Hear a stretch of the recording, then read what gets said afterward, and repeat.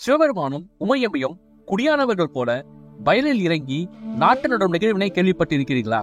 வருடந்தோறும் ஆனி மாதம் அந்த நிகழ்வு இந்த கோவிலில் நடக்கிறது. இந்த கோவிலில் இன்னொரு சிறப்பு, இங்கு இருக்கக்கூடிய சிவலிங்கத்தின் தலையில் மாட்டுக்குழம்பின் தரம் இருக்கிறது. முற்கால சோழர்களில் முதல்வராக சொல்லப்படுகிற கரிகால சோழனால் கட்டப்பட்ட கோவில் இது. இந்த கோவில் கோவையில் இருக்கும் பேரூர் என்னும் ஊரில் இருக்கிறது. இந்த கோவிலை பற்றி இப்போது நாம் கொஞ்சம் விரிவாக காணலாம்.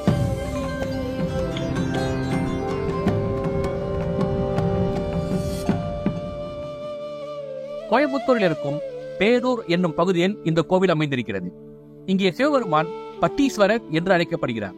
உமையம்மை பச்சைவள்ளி அம்மை என்று அழைக்கப்படுகிறார். முற்காலத்தில் இப்பகுதியில் ஒரு புற்றுக்குள் சிவலிங்கம் இருந்ததாகவும் அங்கே நிறைய மாடுகள் மேய்ந்ததாகவும், அப்பொழுது ஒரு மாடு அந்த புற்றை தன்னுடைய காலால் உதைக்க அங்கே இந்த சிவலிங்கம் இருந்ததாக சொல்லப்படுகிறது. அந்த மாட்டுக்குழம்பின் தரம் இந்த சிவலிங்கத்தின் மேல் இருந்தது என்றும், அந்த லிங்கமே இந்த கோவில் மூலவராக வைத்து வழிபடப்படுகிறது என்று நம்பப்படுகிறது. மாடுகளை அடைத்து வைக்கும் இடத்தை பட்டி என்று அழைப்பது வழக்கம். அப்படிப்பட்ட ஒரு பட்டியிலிருந்து கண்டெடுக்கப்பட்டதால் இந்த சிவபெருமானை பட்டீஸ்வரர் என்று அழைக்கிறார்கள். இந்த கோவிலின் கருவறை 2ஆம் நூற்றாண்டில் கட்டப்பட்டது என்று சொல்லப்படுகிறது. கல்லணையை கட்டிய கரிகால சோழன் இதை கட்டினார். இதன் பிறகு வந்த மன்னர்கள் 10 மற்றும் 11ஆம் நூற்றாண்டில் இந்த கோவிலை மேலும் விரிவாக கட்டி முடித்தனர். இந்த கோவிலில் தங்கத்தால் செய்யப்பட்ட நடராஜர் சிலை ஒன்று உண்டு. இந்த கோவில் மேல சிதம்பரம் என்று அழைக்கப்படுகிறது. கோவிலில் நடராஜர் சன்னதிக்கு வெளியே இருக்கக்கூடிய மண்டபத்தில் கண்ணை கவரும் 8 சிற்பங்கள் உண்டு. நாயக்கர் காலத்தில் வடிக்கப்பட்ட இந்த சிற்பங்கள் நுணுக்கமான வேலைப்பாடுகளை கொண்டது. இந்த சிற்பங்களை வடித்தவருடைய பெயர் கம்பனாச்சாரி என்பதாகும். மருதமலையில் இருந்து கற்களை கொண்டு வந்து இந்த சிற்பங்களை அவர் வடித்தார் என்று சொல்லப்படுகிறது. அந்த 8 சிற்பங்கள் நர்த்தன விநாயகர், மயில் மீது அமர்ந்த முருகர், ஆலங்காட்டு காளி, மூர்த்துவ தாண்டவர், அகோர வீரபத்திரர், அக்னி வீரபத்திரர், பிச்சாண்டவர், யானையுரி போட்டவர் ஆகிய சிற்பங்கள் ஆகும்.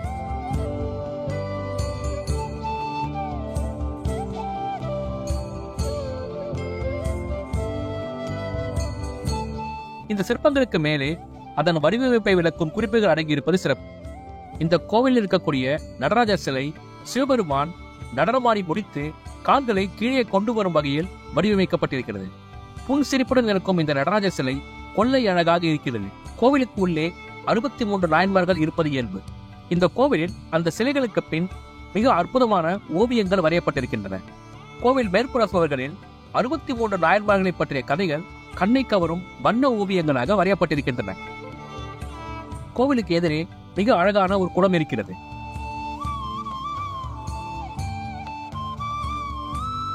அதற்கு பக்கத்தில் ஒரு புளிய மரம் உண்டு.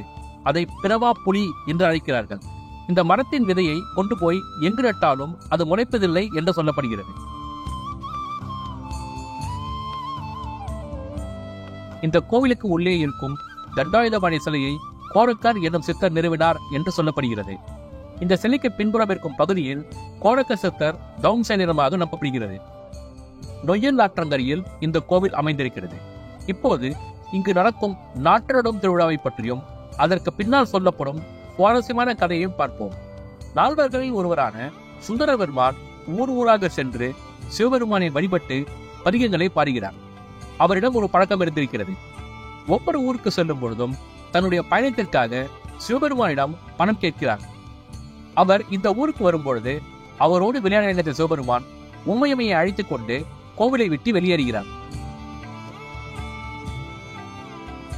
அம்மையும் அப்பனும் வெளியேறுவதை பார்த்த நந்தி எழுந்தறிக்கை எத்தனிக்க, நீ இங்கேயே இரு, சுந்தரர் வந்து கேட்டால் நாங்கள் எங்கே சென்றிருக்கிறோம் என்று சொல்லாதே என்று கூறிவிட்டு பக்கத்தில் இருக்கும் கழனிக்கு செல்கிறார்கள். அங்கே குடியானவர்கள் நாட்டு நட்டுக் கொண்டிருக்க அவர்களோடு சேர்ந்து இவர்களும் நாட்டு நடுகிறார்கள். கோவிலுக்கு உள்ளே வந்த சுந்தர பெருமான் சிவபெருமான் இல்லாததை கண்டு அதிர்ச்சி அடைகிறார். வெளியே வந்து நந்தியை பார்த்து சிவபெருமான் எங்கே என்று கேட்கிறார். தான் எங்கே சென்றிருக்கிறேன் என்று சொல்லக்கூடாது என்று சிவபெருமான் சொல்லியிருந்ததால் நந்தி எதுவும் பேசாமல் சிவபெருமான் நாட்டு நட்டுக் கொண்டிருக்கும் திசையை நோக்கி தன்னுடைய தலையை திருப்பி காட்டுகிறது. நந்தி காட்டிய திசையில் பார்த்த சுந்தரர் சிவபெருமானும் உமையம்மையும் நாட்டு நடுவதை பார்த்து விடுகிறார்.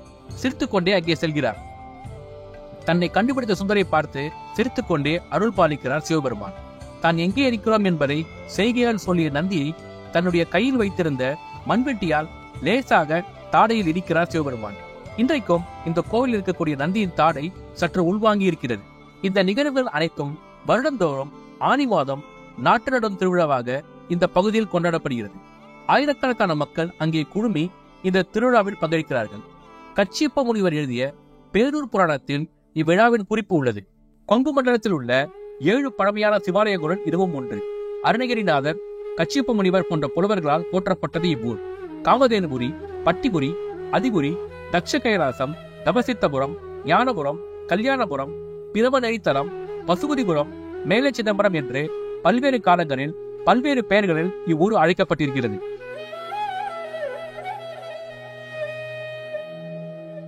ஆரூரார், பேரூரார் எனவும் பேரூர் பிரம்மபுரம் பேராவூரும் என்றும் அப்பர் சுவாமிகள் தனது பாடல்களில் 2 இடங்களில் இந்த கோவிலை பற்றி குறிப்பிடுகிறார். இப்பகுதி 5 மலைகளால் சூழப்பட்டுள்ளது. இந்த 5 மலைகளும் 5 இறைவனோடு ஒப்பிடப்படுகிறது. அவை சிவமயமாகிய வெள்ளிமலை, இப்பொழுது நீலிமலை என்று அழைக்கப்படுகிறது. உமாதேவியர் மலை, அதாவது ஐயாசாமி மலை. பிரம்மன் மலை, அதாவது பெருமாள்முடி மலை. விஷ்ணு மலை மற்றும் முருக கடவுளாகிய மருதமலை ஆகும். இயற்கை எழில் கொஞ்சம் மலைகளை கொண்ட கோயம்புத்தூரில் இருக்கும் இந்த கோவிலுக்கு வந்து பட்டீஸ்வரரையும் பச்சையம்மனையும் வணங்கி சொல்லுமாறு கேட்டுக்கொள்கிறோம். மேலும் ஆனி மாதம் நடக்கும் இந்த நாட்டு நடும் திருவிழாவை வாய்ப்பிருக்கும் போது வந்து கண்டு களித்து சொல்லுமாறு கேட்டுக்கொள்கிறோம். நன்றி.